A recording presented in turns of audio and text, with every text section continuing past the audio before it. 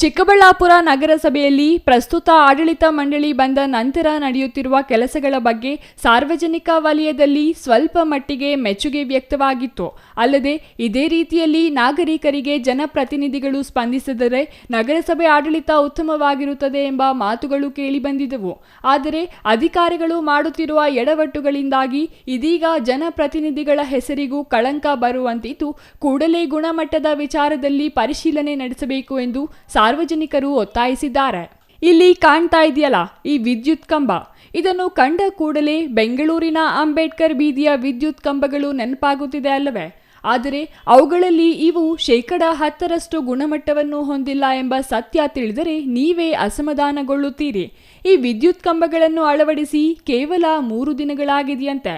ಆಗಲೇ ಇಲ್ಲಿನ ದೀಪಗಳು ಕಿತ್ತು ಬಂದಿವೆ. ಇನ್ನು ಈ ಕಂಬಗಳ ಗುಣಮಟ್ಟ ಹೇಗಿರಬಹುದು ಎಂಬುದು ನಿಮ್ಮ ಊಹೆಗೆ ಬಿಟ್ಟಿದೆ.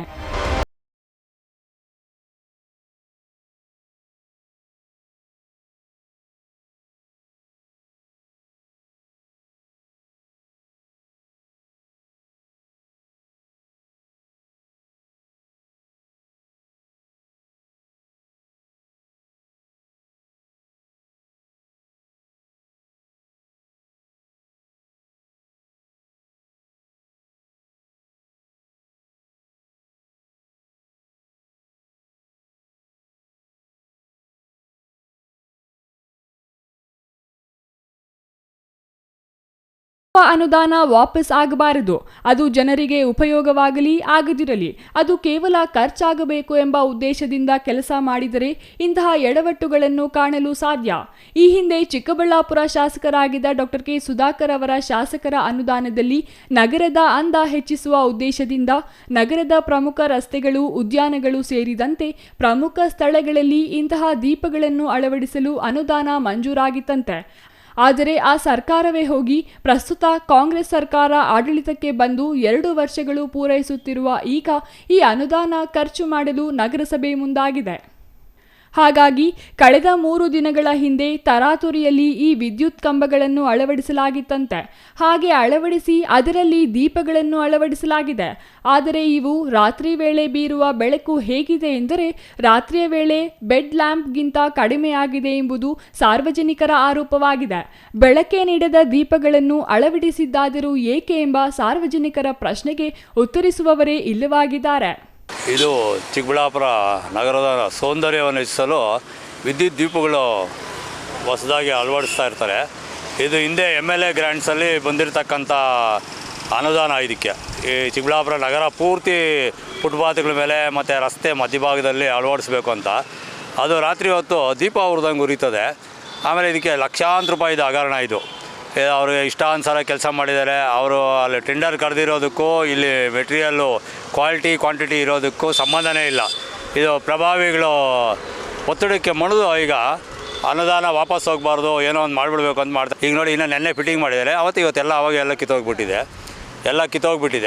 ಇದು ಸಂಬಂಧಪಟ್ಟ ಅಧಿಕಾರಿಗಳು ಪಾಪ ಅವ್ರ ಗಮನಕ್ಕೆ ಬಂದ್ರೂ ನಮ್ಮ ನಗರಸಭೆ ಆಯುಕ್ತರಿಗೆ ಇದರಲ್ಲಿ ಏನು ಒತ್ತಡನೋ ಅಥವಾ ದುಡ್ಡಿನ ಪ್ರಭಾವನೋ ಏನೋ ಅನ್ನೋದು ಗೊತ್ತಿಲ್ಲ. ಆದರೂ ಸಹ ಅವರು ಇದ್ರ ಬಗ್ಗೆ ಏನು ಕಿಂಚಿತ್ ಕೂಡ ಮಾತಾಡಲ್ಲ, ಮೌನ ಆಗೋಗ್ಬಿಟ್ಟಿದ್ದಾರೆ. ಅದೇ ನಗರಸಭೆ ಕಮಿಷನರ್ಗೆ ಇವೆಲ್ಲ ಕಣ್ಣು ಕಾಣ್ತಾ ಇದೆಯೋ ಇಲ್ವೋ ಅರ್ಥ ಆಗ್ತಾ ಇಲ್ಲ. ಇಡೀ ಚಿಕ್ಕಬಳ್ಳಾಪುರ ನಗರದಲ್ಲಿ ಸೌಂದರ್ಯವನ್ನು ಹೆಚ್ಚಿಸಬೇಕು ಅಂಥೇಳಿ ಹಿಂದೆ ನಮ್ಮ ಈಗ MLA ಗ್ರ್ಯಾಂಟ್ಸಲ್ಲಿ ಬಂದಿರತಕ್ಕಂಥ ಅನುದಾನ ಇದು. ಆದರೆ ಈಗ ಕೆಲಸ ಆಗಲಿ, ಈಗ ಅವ್ರು ಅಳವಡಿಸಿರೋ ವಿದ್ಯುತ್ ದೀಪಗಳಾಗಲಿ 3 ಕಾಸಿಗೆ ಪ್ರಯೋಜನ ಇಲ್ಲ. ಈ ಕಣ್ಣು ಕಾಣ್ತಾ ಇದೆ, ಎಲ್ಲ ಆವಾಗಲೇ ಎಲ್ಲ ಕಿತ್ತು ಕೆಳಗಡೆ ಬೀಳ್ತಾ ಇದೆ. ಇನ್ನು ಹಾಕಿ 3 ದಿವಸ ಆಗಿಲ್ಲ, ಇನ್ನು ಕೆಲವು ಕಡೆ ಇದು ಮಾಡಲಿಲ್ಲ. ಇದು ಬಿಲ್ಲು ಮಾಡಿದ್ದಾರೆ, ಅರ್ಧ ಬಿಲ್ ಮಾಡಿದ್ದಾರೆ. ಇದು ಪ್ರಭಾವಿಗಳು ಒತ್ತಡಕ್ಕೆ ಮಾಡಿದು ಈ ರೀತಿ ನಾಶನ ಮಾಡಿಡ್ತಾ ಇದ್ದಾರೆ. ಸಾರ್ವಜನಿಕರ ತೆರಿಗೆ ಹಣನ ಈ ಥರ ದುರುಪಯೋಗ ಪಡಿಸ್ಕೊತಾ ಇದ್ದಾರೆ ಅಂತ ಹೇಳೋಕ್ಕೆ ಬಯಸ್ತೀನಿ.